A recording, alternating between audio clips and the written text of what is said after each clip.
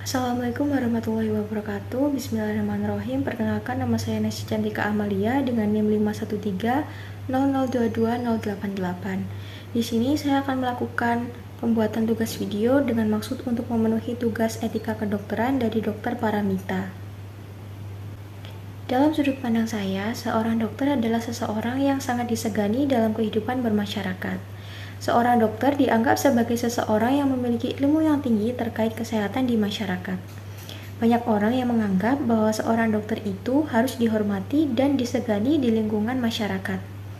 Oleh sebab itu, bukan berarti hal-hal yang saya sebutkan tadi dapat membuat kita menjadi lupa diri, membuat kita memanfaatkan privilege tersebut untuk bersikap semena-mena dan menindas rakyat kecil.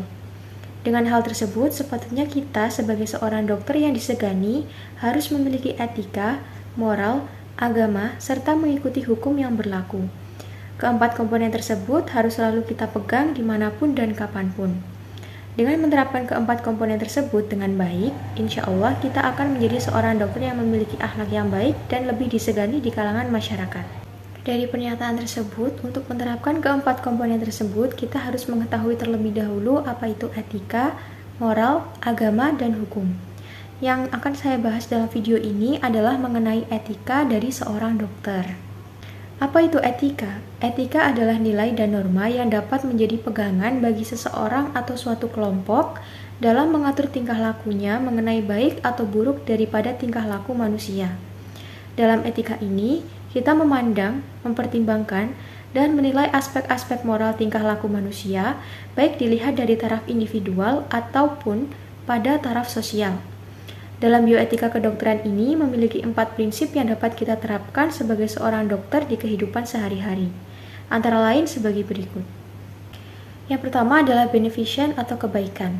Arti dari prinsip yang pertama ini adalah kita sebagai seorang dokter hendaknya harus selalu berbuat baik, dengan cara memberikan sesuatu yang baik, bermanfaat bagi masyarakat atau pasien, memberikan kesejahteraan pada pasien, menguntungkan pasien, dan menjalankan dengan baik kewajiban kita sebagai seorang dokter kepada pasien. Berbuat baik ini bersifat wajib dan harus selalu kita lakukan untuk pasien. Yang kedua adalah non-maleficent atau tidak merugikan. Sebagai seorang dokter, kita sangat dilarang untuk memberikan kerugian kepada pasien. Berkaitan dengan prinsip yang pertama, bahwa kita harus memberikan keuntungan untuk pasien, bukan malah memberikan kerugian kepada pasien. Hal ini dapat kita terapkan dengan cara tidak berbuat jahat kepada pasien dan menghindarkan pasien dari suatu kondisi yang membahayakan atau dapat merugikan pasien tersebut. Yang ketiga adalah autonomi atau otonomi. Prinsip yang ketiga ini menekankan mengenai hak dan otoritas yang dimiliki dari seorang pasien. Sebagai seorang dokter yang berurusan langsung dengan pasien, hendaknya kita selalu menghargai segala keputusan pasien dan keluarganya ketika mengambil keputusan. Namun, sebagai seorang dokter, dalam pengambilan keputusan ini, hendaknya kita juga mengarahkan pada pilihan-pilihan yang baik agar tidak menimbulkan kerugian untuk pasien dan juga keluarganya. Dalam pengambilan keputusan ini, diharapkan kita mampu untuk memberikan keputusan yang tepat untuk kebaikan kondisi pasien.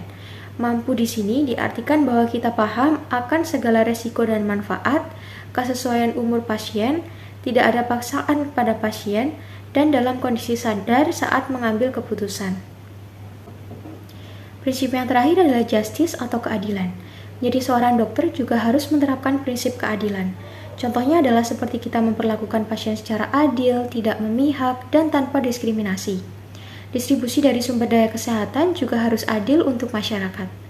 Sebagai seorang dokter, kita juga harus menyeimbangkan mana kepentingan individu dan mana kepentingan pasien yang harus didahulukan. Bersikap adil juga tidak lepas dari kata proporsional, yang artinya kita harus memberikan pelayanan sesuai kebutuhan dan sesuai porsi yang harus diberikan kepada pasien. Sekian penjelasan video dari saya mengenai 4 prinsip dalam etika kedokteran. Kurang lebihnya mohon maaf. Terima kasih. Jazakumullahu khairan katsiran. Wassalamualaikum warahmatullahi wabarakatuh.